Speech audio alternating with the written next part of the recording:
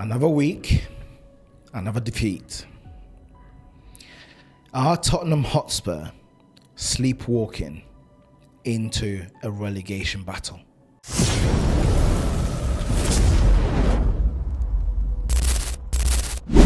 Morning, guys. How is everyone doing? Big up to yourselves. And yeah, we are back. We are back to Office Chronicles after a little hiatus on holiday. Was away for a week, and yeah, it was a good relaxing moment. Right until I watched our game against Liverpool, but hey ho, you know the formalities. As you know, like, subscribe, share, road to 200. Let's try and hit 200 followers before the end of the year. Let's have that as a goal. Let's see if we can reach that, and then yeah, let's hit the next milestone. But big up to yourselves, big up to everyone who's not related to Tottenham Hotspur, to be completely honest. But let's get right into it. I'm not going to spend too much time talking about the game against Liverpool. I mean, that was one of our better performances, if we want to be real about it. Thomas Frank set us up into another 4-4-2 stroke 4-4-1-1. So when we were pressing, you could see that we had Richie and Xavi practically as the lone two, whilst everyone was left in a bank of four. Again, I'm tired of repeating myself over and over again about this manager's mentality, his setup of making sure we don't lose, rather than what can we do to hurt the opposition. But hey, as I said, this was probably one of our best performances. Then Xavi went on and got himself red carded. Now, I've heard a lot of content creators saying it was a red card. I disagree. I genuinely don't understand where this football is going. I don't understand where football is going, because that you could see it was unintentional. It wasn't at high speed. It wasn't a quick, high, strong impact tackle. He stepped on his shin, or not his shin, his calf. I don't get this, and rightly so. Tottenham fans have brought up the same challenge that Van Dijk had in our game last season on Solanke, and Van Dijk didn't even get a yellow card, let alone a red card. It's ludicrous that the refereeing, the standards of the refereeing quality in the Premier League is it leaves so much to be desired, guys. So much to be desired. Every 50-50 went against us. Every single time a Liverpool player was barged onto the floor, it was a foul. Every single time a Spurs player got barged onto the floor, it was get up, mate. Genuinely, I just don't understand how referees can be so inconsistent from game to game. And I'm not talking about different referees, which brings obviously subjectivity to decisions. I'm talking about the same referee in different games, and the same referee in the same game having different decisions. It's just mind-boggling. But yeah, so Xavi got himself red carded, and obviously from that point, it was an absolute mountain to climb, because Liverpool are not the Liverpool of old, but they're still Liverpool. So they then ended up taking control of the game with a goal by Ekitike. And I don't think that. Sorry, a goal by Isak first, because Romero, and I saw people having a go at Romero for that mistake in terms of the pass. I don't think the pass was a mistake to make. That was a good pass. He gave the pass using his weaker foot, and that pass was directed all the way into the channel in the final third of Liverpool. So that wasn't wrong. I think the mistake he made is that when he made that mistake with the pass, he lost his head and went straight after the player that got the ball from Liverpool. I can't remember who it was now. I think it was, I don't know whether it was Jones, and vacated his positioning. So when he vacated his position, that created a massive gap, a massive a chasm for Isak, who then managed to, for Wirtz, who then managed to slip in Isak. And yeah, Romero had a stinker. He had a stinker. You know, even with 10 men, we were in the game. We were pushing to try and equalize, you know, because obviously Richie had come on and he had, you know, brought in a sense of urgency into the play. And yeah, we had that chance to equalize, playing very well. And Romero goes in and lost his head. And I understand when people are saying they're not too fussed if Romero leaves. I do understand it now, because he is, in my opinion, he is a player that has a lot of world-class moments. His passing out of the back is world-class. His leadership at the back is world-class, in my opinion. But he loses his head too much. And I feel like at the moment we need him to change, or we need someone with a more stabilizing influence. And the reason why I'm saying that is because just a few seasons ago, people were calling Gabriel at Arsenal bozo. They called him a bozo because he kept losing his head. He kept getting red cards. But now Gabriel is a changed person. And that comes with coaching. That comes with you know, someone steering what he needs, you know, what he steering and helping him in what he needs to do. Like, his aggressiveness is what makes him Romero. So you don't want to take that away from him. But yes, once he got that second yellow, even though we still played well, it was game over, to be completely honest. And we're once again back in and I don't want to keep bashing this manager, right? And I understand a lot of people when they say it comes from the top. I fully get it, because we've got ourselves into such a mediocre position. Our mentality is of such mediocrity at the moment that it's tough to just pin it on just one man. And I fully get that. I fully get your Danny and whatnot when they're saying, guys, listen, it's from the top. I get it. But at the moment, the football we're seeing is horrendous.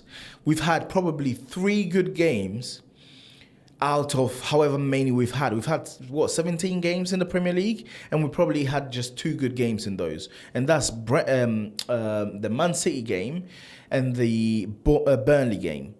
I can't remember any other game. I would say Brentford, right? So 3 games. We had 3 good games out of 17. It's not acceptable. And I hear people saying, oh, you got to give the manager time. But he has to earn the time. I am urging him, you know, I'm rooting for this guy to earn the time. But at the moment, he's not. He's not. And for me, there are massive, massive questions as to whether he is the right man to lead a rebuild. I'm questioning it, because we sacked a manager in Ange who won us a trophy, and people can moan about this 22 losses as much as they want. But if you look at the periods that we had under Ange in his second season, which was last season, we had the first period at the start of the season where all our underlying metrics were great, but we lost quite a few games in an unacceptable way. I.e., what game was it? We lost Palace in an unacceptable way. We lost Ipswich before the international break in an acceptable way. But we also had wonderful games against City, against West Ham, against Villa, where we trashed the opposition, right? But you could say that was the first section of last season, right? Then we have the second section where we had countless players out injured. We had Van de Ven injured. We had Udogie injured. We had Romero injured. We had Vicario injured. We had Bissouma injured. We had Madders injured. We had Son at some point injured. We had Solanke injured. We had everybody injured, right? Where we lost countless games within that patch. And yes, he decided he didn't want to adapt. That's a major flaw that he had. And then we had the third part of the season, which Van de Ven, in his interview, pointed out to, where they fully focused on the Europa League, and you could see that from the selection week in, week out. Most of our best players were on the bench, so there were caveats to our finishing 17th. Van de Ven said in his interview, "We knew we're not going to get relegated, so we decided to focus on that." So, in my opinion, I wouldn't have sacked him and seen what he could have done. Obviously, yes, I can understand other people saying, well, he went Forest, he didn't adapt. So that's fair enough, right? But at the same time, I can understand why he was sacked. But he was sacked with the premise that we need to challenge on 4 fronts, right? And that we need to be pushing in the league. And they've brought in a manager that now, so far, I don't understand what he's trying to do. I don't understand his mojo, and I don't understand what his imprint on this team is. And that is a bigger concern to me than our position. We are sleepwalking into a relegation battle at the moment. Let's be real about it. Let's not sugarcoat it. We are sleepwalking into a relegation battle. But my bigger concern is not even that.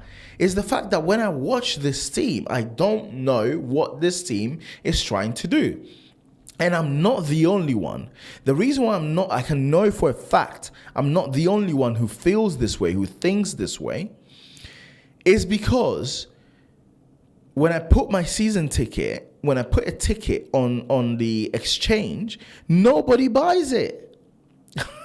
Nobody buys the ticket. So clearly people are feeling the exact same way that I am.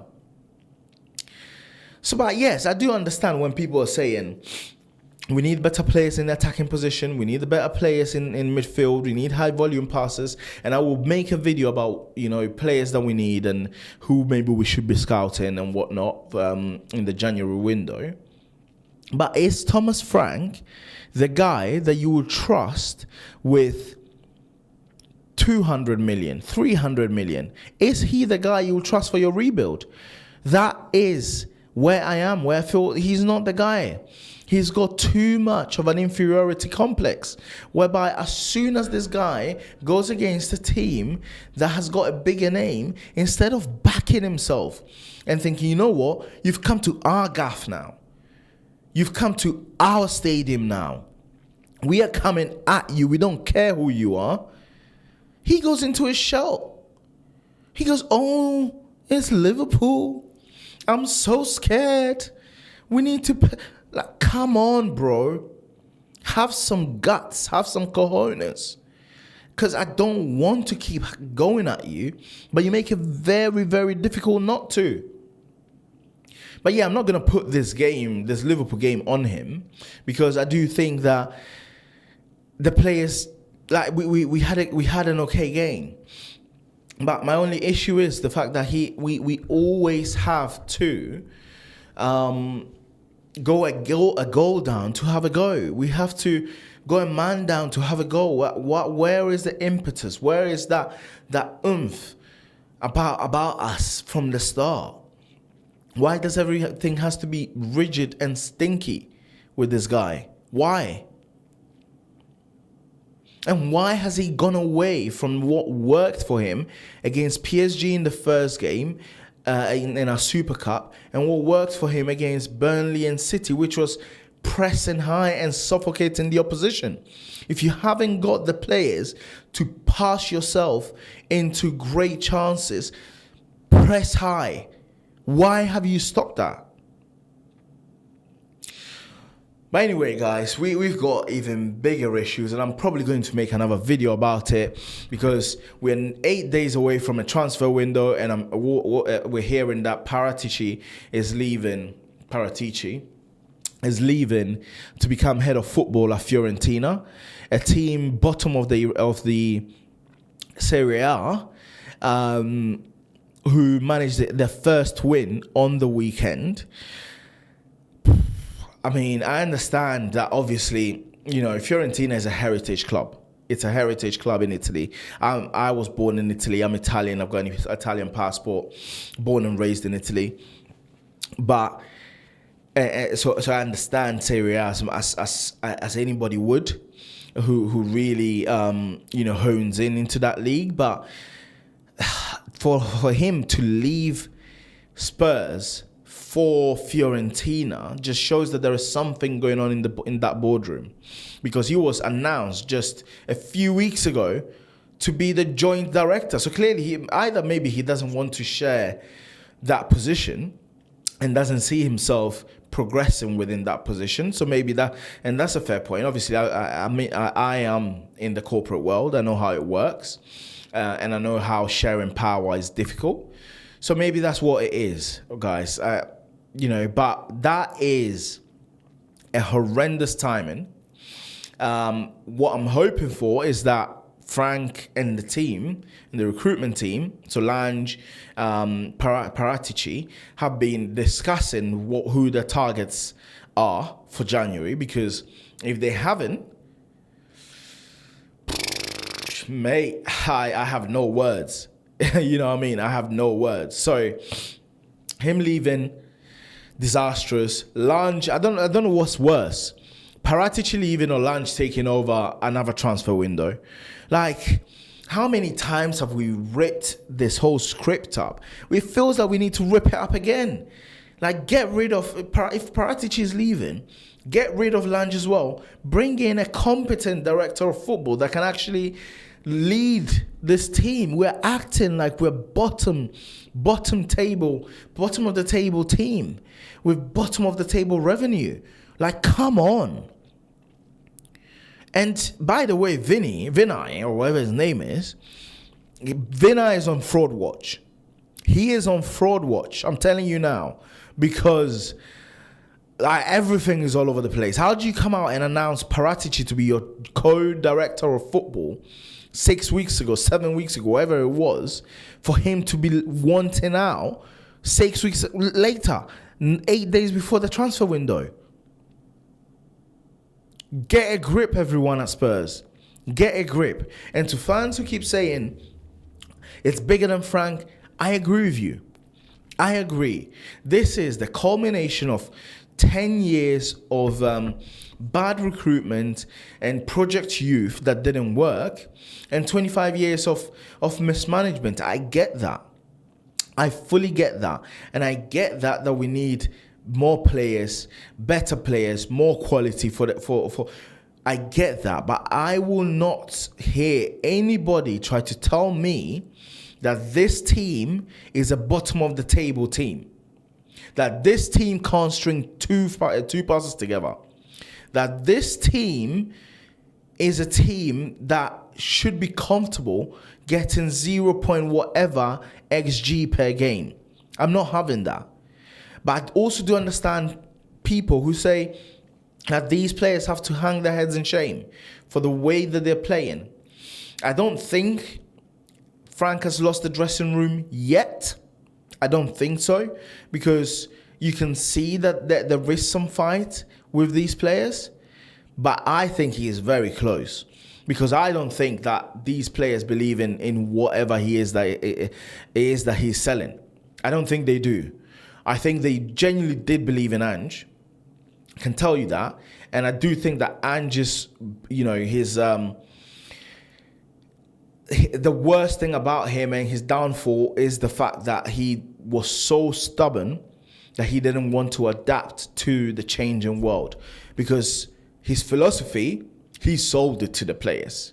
And these players believed it. Hence why we won our first trophy in 17 years and our first European trophy in 41 years. But if Frank can't seem to sell it to the players, how the hell is he supposed to sell this to me? How the hell is he supposed to sell it to the fans? Guys, we are in trouble. We are in big trouble.